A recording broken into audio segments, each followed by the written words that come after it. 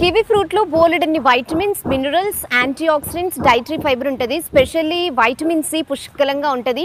అలాగే మనం కివి ఫ్రూట్ని కనుక పీల్ చేస్తే, స్కిన్ కనుక తీసేస్తే అందులో ఫ్లష్ ఉంటుంది కదా, అందులో మళ్ళీ బుజ్జి బుజ్జి బ్లాక్ సీడ్స్ ఉంటాయి. ఇందులో ఒమేగా 3 ఫ్యాటీ యాసిడ్స్ కూడా ఉంటాయి. ఇవన్నీ కూడా హెల్త్కి సూపర్ బెనిఫిట్ చేసేవే. ఇప్పుడు మనం ఇమ్యూనిటీని బూస్ట్ చేసే ఫుడ్స్ని డైట్లో యాడ్ చేసుకుంటాం కదా, ఈ కివి ఫ్రూట్ని కూడా అస్సలు మిస్ చేసుకోకండి. ఎందుకంటే ఇందులో వైటమిన్ సి పుష్కలంగా ఉంటుంది. అలాగే యాంటీ ఆక్సిడెంట్స్ ఉంటాయి. వైటమిన్ సి అయితే మనం రోజు బాడీకి సరిపడా ఎంత వైటమిన్ సి కావాలో రికమెండెడ్ డోస్ అంత వైటమిన్ సి కివి ఫ్రూట్లో ఉంటుందట. అలాగే యాంటీ ఆక్సిడెంట్స్ కూడా ఉంటాయి. కాబట్టి ఈ రెండు కూడా ఇమ్యూనిటీని బూస్ట్ చేసేవి. సో ఇమ్యూనిటీని మనం పెంచుకోవాలంటే కివి ఫ్రూట్ని డైట్లో యాడ్ చేసుకోవాలి. కివి ఫ్రూట్ హార్ట్ హెల్త్కి కూడా చాలా బెనిఫిట్ చేస్తుంది.